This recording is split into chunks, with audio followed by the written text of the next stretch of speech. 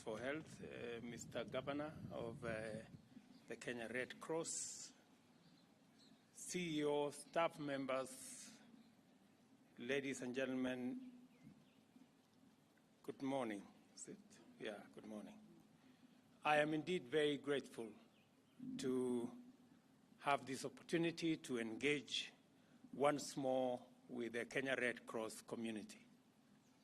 I have gone round this beautiful institution, and I have seen the very significant opportunity that this institution holds. I did make a commitment when I was installed as a patron of this society that my role is going to extend much further than just the title of patron. I am interested in understanding the dynamic changes faced by the Kenya Red Cross in its institutional and statutory role, and in particular, the manner in which the government and I can strengthen it. And I have had a robust conversation with the management of this institution, and it's now very clear to me what the government of Kenya needs to do in partnership with the Kenya Red Cross and what the patron can assist and how the patron can assist this institution. I'm here today because I appreciate the movement's critical role since the earliest years of our republic. When I got the brief of Kenya Red Cross, I was told that it was established on the December 1965. Meaning that I share a birthday with the Kenya Red Cross. And I also share your commitment to effective humanitarian intervention and give my undertaking to support the Kenya Red Cross to be even more effective and supportive of society. The society's humanitarian leadership, especially in disaster risk management, is nothing short of excellent. This has been demonstrated time and time again during various tragedies and crises where human life was in danger or where there was risk of human suffering. On such occasions, the society, through its nationwide network of thousands of volunteers, has risen to the occasion and served as a beacon of hope and an emblem of both relief and recovery. Most recently, during the dreadful season of fear and uncertainty as the COVID-19 pandemic ravaged the world, the Kenya Red Cross mobilized consistently to ensure that much-needed help reached vulnerable people affected by the lockdowns and the disruption of vital supply chains. As a result, many lives were saved. As an auxiliary to government, the Kenya Red Cross has been tremendous and its contribution excellent. The numbers used to evaluate and describe these contributions are quite impressive, but they hardly do justice to the magnitude of your social impact on a national scale.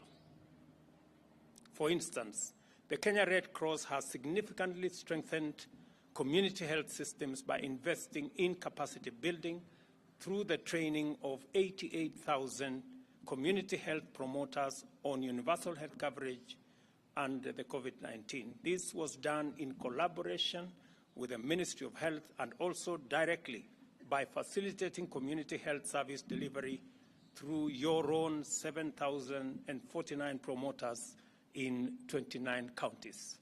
And I want to thank you as an organization for what you are doing to complement what the government of Kenya is doing, especially in disaster management and in matters related to health.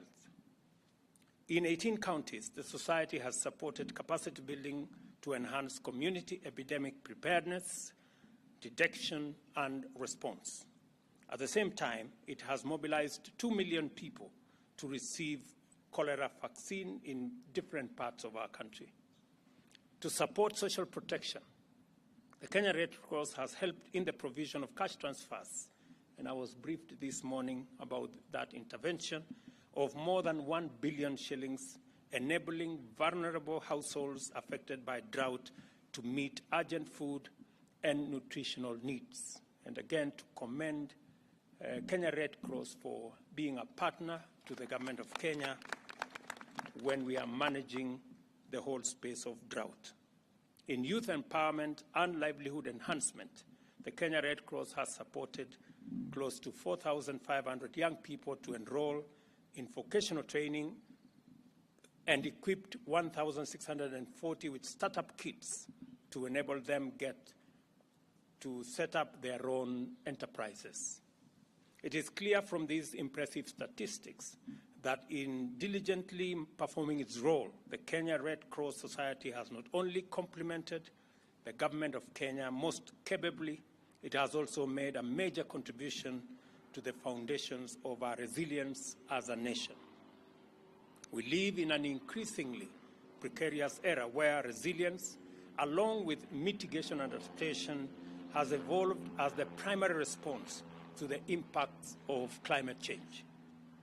The Kenya Red Cross has demonstrated that these responses are feasible with appropriate mobilization and commitment. This morning, we reflected, consulted, and deliberated with the team here extensively over a broad range of issues of concern which our communities continue to struggle with. We reflected specifically on the looming humanitarian catastrophe arising from extensive environmental destruction and climate change. I am happy with our emphatic consensus that the state of the environment contributes significantly to the well-being of our nation's communities. Changing ecological patterns can exert severe impacts on communities, and climate change is a major driver of devastating national disasters.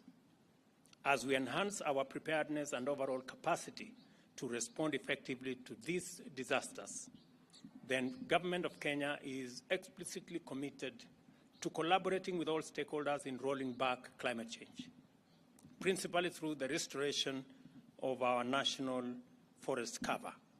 The ongoing efforts of the Kenya Red Cross Society to plant more than 5 million trees over the next 5 years is very good news.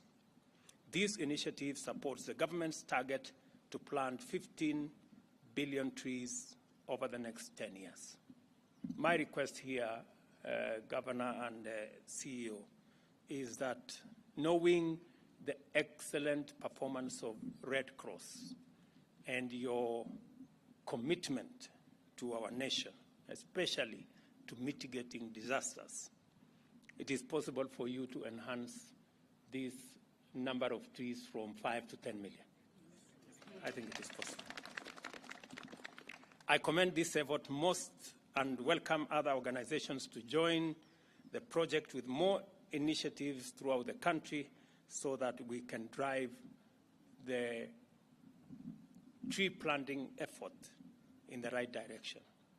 During our reflections, we agreed that there is great need and a huge opportunity for the Kenya Red Cross in conjunction with the Government of Kenya to support local communities in adapting to the impact of climate change.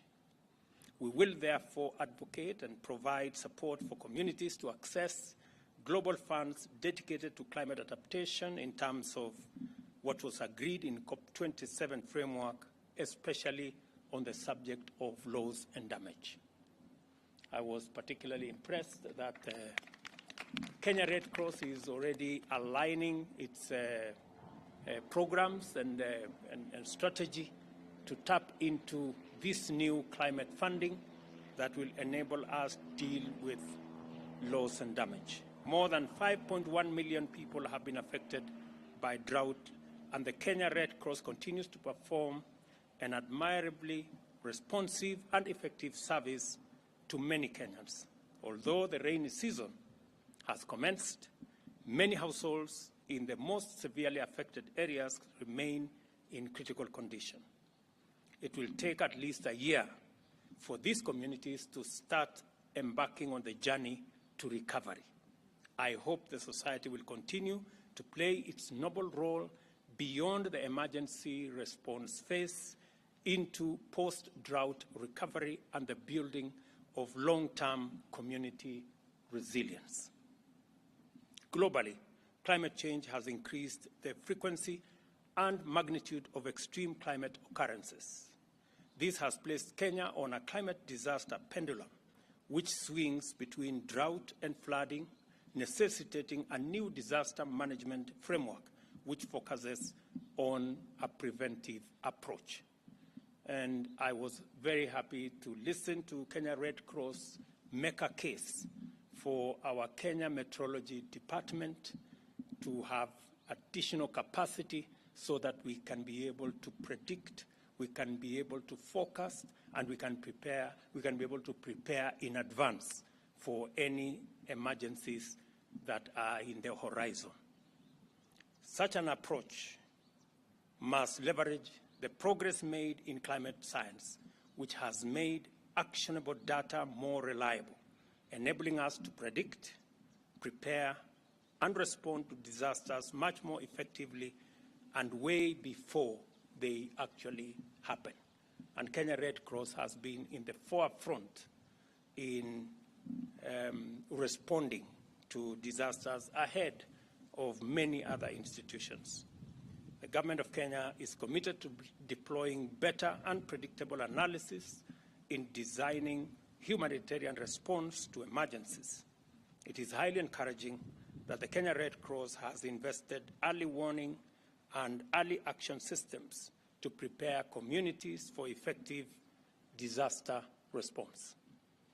These complementary commitments signify our collective readiness for a national multi-agency drought and flood early action protocols, which I have been informed have been taken through simulation sessions. I have committed again to the country, to Kenya Red Cross, that the government of Kenya is going to reconsider the Kenya Risk Management Law that will provide a better framework and will also provide a consistent and legal framework for us to engage in the management of risk and disasters in our country. And we will be forwarding to Parliament in the next 1 month the law so that Parliament can consider and provide a framework for a better prepared nation to engage on matters to do with disasters. I must emphasize that protecting and supporting and mobilizing for the rescue of populations in times of need remain a cardinal principle of the government at all times. This includes providing the necessary resources for humanitarian and development operations, as well as the coordination of external support. To perform this critical function properly, the government of Kenya is committed to linking national development planning with national disaster risk management. In recognition of the need to strengthen the capacity of local institutions, the government of Kenya and the Kenya Red Cross jointly reiterate the call to urgently reconfigure international humanitarian financing mechanisms in favor of national institutions and local capacity, in line with the localization agenda adopted at the World Humanitarian Summit in 2015. I have also committed that as government, we are going to reconsider the decision that was made by the government of Kenya 20 years ago or thereabout, not to provide a budget line for the Kenya Red Cross. And beginning this year, we will reinstate budgetary support by the government of Kenya to the Kenya Red Cross beginning with Kenya shillings 100 million this year. We will continue to work with the Kenya Red Cross to look at their financial position, the many positive things that they are doing, the training of citizens as volunteers, the training of our human capital, especially in the health space, and the many other positive things that they are doing. I am persuaded that the Kenya Red Cross deserves the support of the Kenya government and the support of the Kenyan people.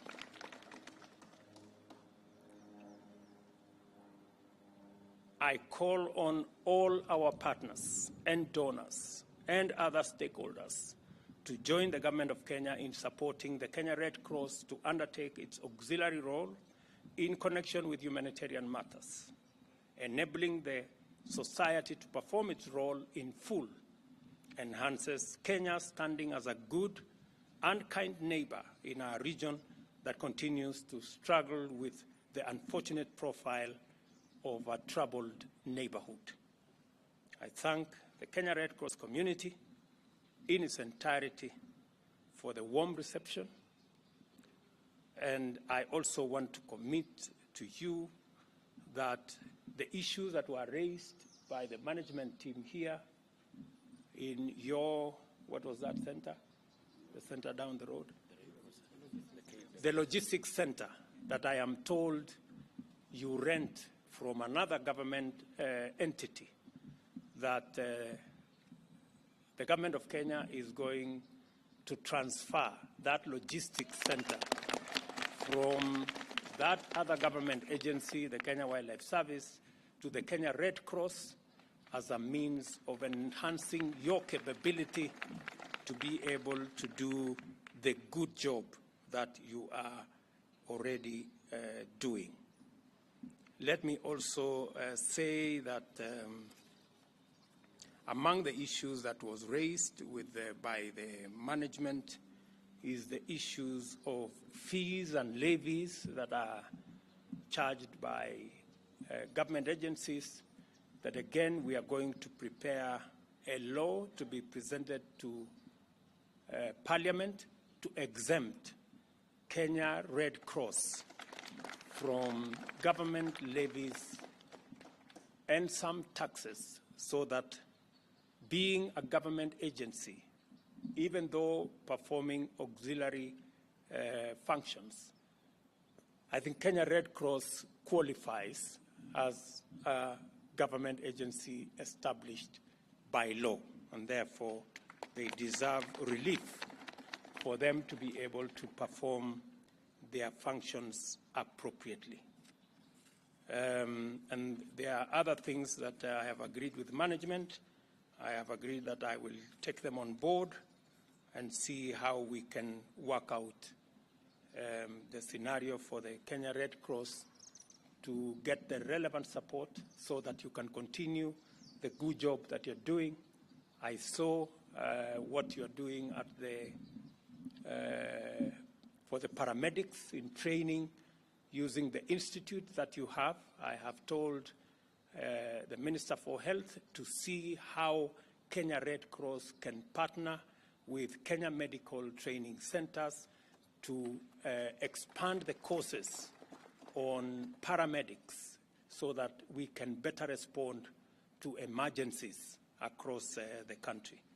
I also acknowledge the college, the hospitality college in this institution, that you're training some of our best human capital in collaboration with partners from elsewhere, and that we're going to continue to provide the necessary support for this great institution.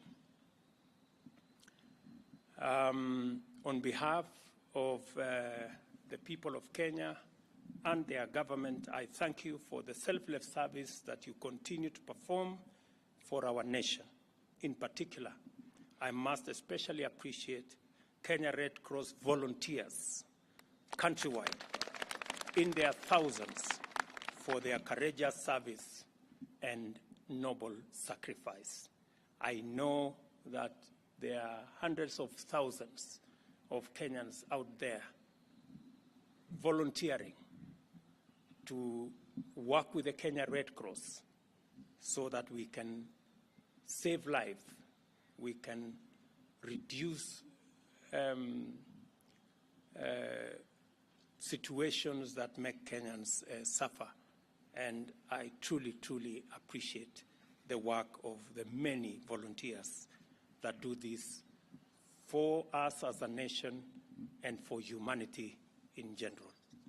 So nataka niseme asante sana Mheshimiwa Jalash kwa kutukaribisha katika sehemu yako ya wakilishi hapa bungeni, na vile nimesema serikali ya Kenya itafanya kazi pamoja na shirika la Kenya Red Cross kwa yale majukumu ambayo wanaendesha ya kushughulikia hali za dharura katika taifa letu la Kenya. Wamekuwa ni washirika wetu wa karibu, na nimekubaliana na kamati ambayo inasimamia Kenya Red Cross ya kwamba vile ilivyokuwa pale mbeleni, Kenya Red Cross sasa tutakuwa na sehemu ya budget ya serikali ya Kenya ambayo tutasaidia Kenya Red Cross kila mwaka, vile ilivyokuwa pale mbeleni karibu miaka 20 iliyopita. Na nimeuliza wale ambao wanasimamia Kenya Red Cross wasiwe wajeuri ndio tusilete fujo kati yetu, ili tuweze kutambua ile majukumu na kazi nzuri mnayofanya katika kila sehemu ya Kenya. Tumekubaliana pia na hawa viongozi ya kwamba ardhi ambayo mnatumia kama logistics center, badala ya kulipa rent kila mwaka, sehemu ya hiyo ardhi tutawapatia ili muweze kutumia kuendesha jukumu na kazi nzuri mnayofanya kusaidia wananchi wa taifa letu la Kenya. Na Mheshimiwa Jalash ameniuliza vile vile msaidie, kwa sababu nyinyi ndio mko sehemu hii, vijana wa mitaa ya hapa kwa training, ile pia wawe volunteers na waweze kusaidia hali za dharura zikitokea. So again, thank you very much for welcoming us to this great institution. I am truly happy that I created time to come here and understand better what Kenya Red Cross is doing. And as patron, I have committed that I will go beyond the title patron and do something for this great institution. So asanteni sana, and may the good Lord bless you. Mbarikiwe sana.